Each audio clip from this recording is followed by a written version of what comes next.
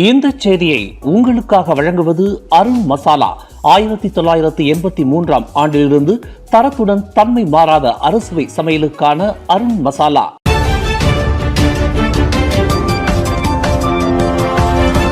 வணக்கம். திசைகளின் ஒரு மணி செய்திகள்.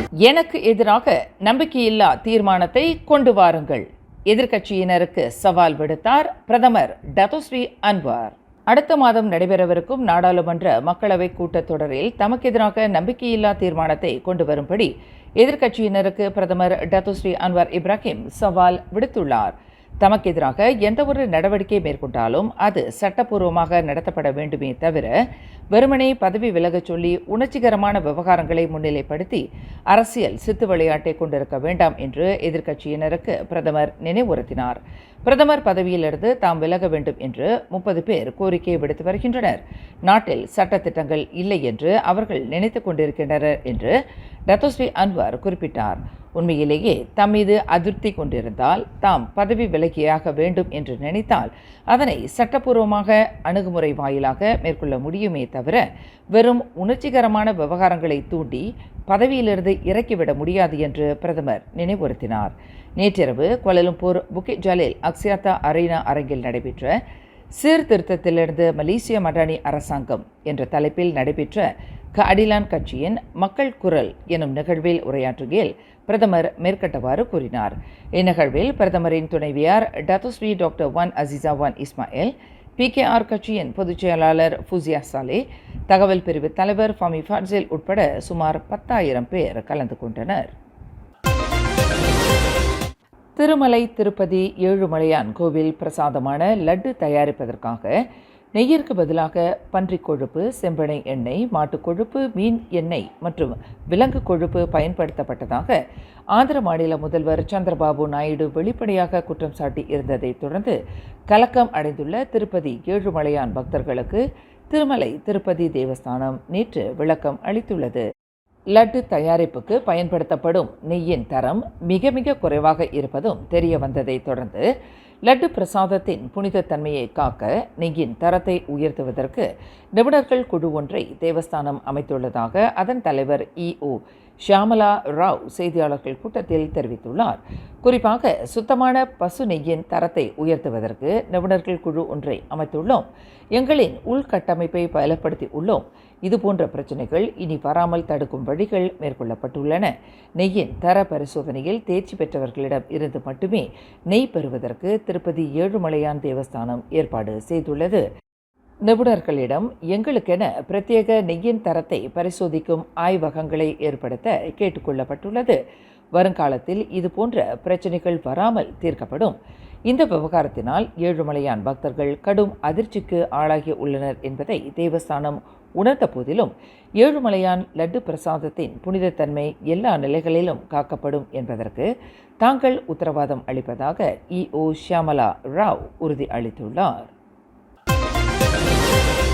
கோலாலம்பூர் மாநகரின் முக்கிய வர்த்தக தளமான ஜலான் மஸ்ஜித் இந்தியாவில் ஓர் இந்திய பிரஜையான விஜயலட்சுமி ஆளை விழுங்கும் பாதாள சாக்கடையில் விழுந்து காணாமல் போன சம்பவத்திற்கு பிறகு அங்கு நடைபெற்று வரும் சீரமைக்கும் பணிகளினால் அந்த முக்கிய வர்த்தக பகுதி வழக்க நிலைக்கு திரும்புவதற்கு குறைந்தபட்சம் 6 மாத காலம் ஆகலாம் என்று எதிர்பார்க்கப்படுகிறது. மஸ்ஜித் இந்தியாவில் அடையாளம் காணப்பட்டுள்ள நில அமிழ்வு பகுதிகளை சீரமைக்கும் பணிகள் தற்போது முழுவீச்சில் நடைபெற்று வருகின்றன.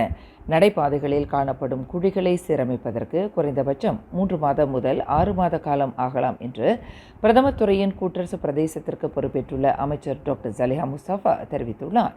சீரமைப்பு பணிகள் இவ்வாண்டு இறுதிக்குள் பூர்த்தியடைய வேண்டும் என்று அப்பகுதி வர்த்தகர்கள் விடுத்துள்ள கோரிக்கை தொடர்பில் கருத்துரைக்கையில் அமைச்சர் டாக்டர் ஜலிஹா மேற்கண்டவாறு கூறினார்.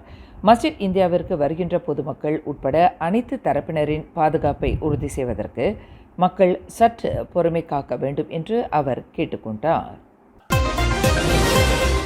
ஒற்றுமை அரசாங்கம் ஜனநாயகத்தின் வாயிலாகவே வீழ்த்தப்பட வேண்டும் என்று பரகத்தா நேஷனல் உறுதி பூண்டுள்ளதாக அதன் தலைவர் தான்ஸ்ரீ முஹிடின் யாசின் சூளுரைத்துள்ளார். அதன் தொடக்க கட்டம்தான் இடைத்தேர்தல்கள் ஆகும். வரும் செப்டம்பர் 28ஆம் தேதி நடைபெறவிருக்கும் ஜோஹர் மக்கோத்தா சட்டமன்ற தொகுதி இடைத்தேர்தலிலிருந்து வீழ்த்தப்படுவதற்கான இந்த ஜனநாயக முறை தொடங்கப்பட வேண்டும் என்று முஹிடின் வலியுறுத்தினார். நடப்பு அரசாங்கம் கவிழ்த்துவிடும் என்ற பயம் தற்போது கவ்விக்கொண்டிருக்கிறது. அண்மையில் தாம் ஆற்றிய உரையினால் தம் மீது நீதிமன்ற நடவடிக்கை எடுக்கப்பட்டதன் மூலம் இந்த பயம் அவர்களை வாட்ட தொடங்கிவிட்டது என்று முஹிடின் குறிப்பிட்டார். மகோதா இடைத்தேர்தலை ஒட்டி நேற்று குலுவாங்கில் நடைபெற்ற தேர்தல் பிரச்சாரத்தின் போது முன்னாள் பிரதமருமான முஹிடின் மேற்கண்ட நினைவுறுத்தலை விடுத்துள்ளார். கிள்ளான், கோலக்கிள்ளான், புலாக்கத்தாம் உள்ளிட்ட கடலோர பகுதிகளில் ஏற்பட்டுள்ள நீர்ப்பெருக்கு தற்போது கட்டுப்பாட்டில் இருப்பதாக கிள்ளான் மாவட்ட பேரிடர் நிர்வாக மேலாண்மை தலைவர் அம்ரி இஸ்மாயில் தெரிவித்துள்ளார். விரும்பத்தகாத புதிய சம்பவங்கள் எதுவும் நிகழவில்லை. இன்று காலை 10:40 மணி வரை நீர்ப்பெருக்கு கட்டுப்பாட்டில் இருப்பதாக அவர் குறிப்பிட்டுள்ளார். நீர்ப்பெருக்கினால் விஷத்தன்மை கொண்ட பாம்புகள் வெள்ளத்தில் மிதந்து வருவது கண்டுபிடிக்கப்பட்டுள்ளது. நேற்று காலை 6:30 மணி வரை நீர்ப்பெருக்கு 5.8 மீட்டர் உயரத்திற்கு மேலோங்கியிருந்தது. கோலக்கிள்ளான் படகுத்துறையில் ஏற்பட்ட நீர்ப்பெருக்கு தற்போது வடிய தொடங்கியுள்ளதாக அம்ரி இஸ்மாயில் குறிப்பிட்டார். குவாலலம்பூர் கப்போங் மஞ்சாலாரா அருகில் உள்ள ஒரு கேளிக்கை மையத்தில் இன்று சனிக்கிழமை அதிகாலையில் குடிநுழைவுத் துறையினர் மேற்கொண்ட திடீர் சோதனை நடவடிக்கையில் ஒழுங்கீன நடவடிக்கைகளில் ஈடுபட்டதாக நம்பப்படும் வெளிநாட்டு பெண்கள் பலர் மலேசியாவில் வேலை செய்வதற்கான வேலை பெர்மிட் கொண்டிருந்தவர்கள் என்பது தெரியவந்துள்ளது. GRO உட்பட ஒழுங்கீன நடவடிக்கைகளில் ஈடுபடுவதற்கு அவர்கள் தங்கள் வசம் கொண்டுள்ள வேலை பெர்மிட்டை ஒரு கவசமாக பயன்படுத்தி வந்துள்ளனர் என்பது குடிநுழைவுத்துறை சோதனையில் தெரியவந்துள்ளது என்று அதன் துணை தலைமை இயக்குனர் ஜெஃப்ரி எம்போ தஹா தெரிவித்துள்ளார். இச்சோதனை நடவடிக்கையின் போது 93 அந்நிய நாட்டவர்கள் கைது செய்யப்பட்டனர். இவர்களில் 62 பேர் பெண்கள் ஆவர். தாய்லாந்து, வியட்நாம், சீனா போன்ற நாடுகளைச் சேர்ந்த இவர்களிடம் வேலை உடல் உழைப்பு தொழிலாளிக்கான பெர்மிட் இருப்பது தெரியவந்துள்ளது என்று அவர் குறிப்பிட்டார். பருவமழை மாற்றம் இம்மாதம் 24ஆம் தேதி செவ்வாய்க்கிழமை தொடங்கி வரும் நவம்பர் மாத தொடக்கம் வரை நீடிக்கும் என்று மலேசிய வானிலை ஆய்வுத்துறையான மேட் மலேசியாவின் தலைமை இயக்குனர் முகமது ஹெல்மி அப்துல்லா தெரிவித்துள்ளார். கடந்த மே 17ஆம் தேதி தொடங்கிய தென்மேற்கு பருவமழையின் இறுதிக்கட்ட தொடக்கத்தை குறிக்கும் அதே வேளையில் அது நாட்டில் பல்வேறு திசைகளில் இருந்து பலமான காற்று வீசும் என கணிக்கப்பட்டுள்ளதாக அவர் கூறினார். இந்த சூழ்நிலையானது இடிவுடன் கூடிய மழையை வரவழைக்கும் என்பதோடு இது குறுகிய காலத்தில் குறிப்பாக மாலை அதிகாலையில் பெரும்பாலான பகுதிகளில் மேற்கு தீபகற்பத்தின் உட்புறம், மேற்கு சபா, மத்திய சரவா பகுதிகளில் கனமழையோடு பலத்த காற்றையும் கொண்டு வரும் என்று முகமது ஹெல்மி அப்துல்லா குறிப்பிட்டார். இந்த செய்தியை உங்களுக்காக வழங்கியது அருண் மசாலா. 1983ஆம் ஆண்டிலிருந்து தரத்துடன் தன்மை மாறாத அறுசுவை சமையலுக்கு அருண் மசாலா. மேலும் செய்திகளை தெரிந்து கொள்ள கீழே இருக்கும் பெல் பட்டனை அழுத்துங்கள். உங்கள் மகிழ்ச்சியை வெளிப்படுத்த லைக் மற்றும் ஷேர் செய்யுங்கள். தொடர்ந்து திசைகளோடு இணைந்திருக்க சப்ஸ்கிரைப் செய்யுங்கள்.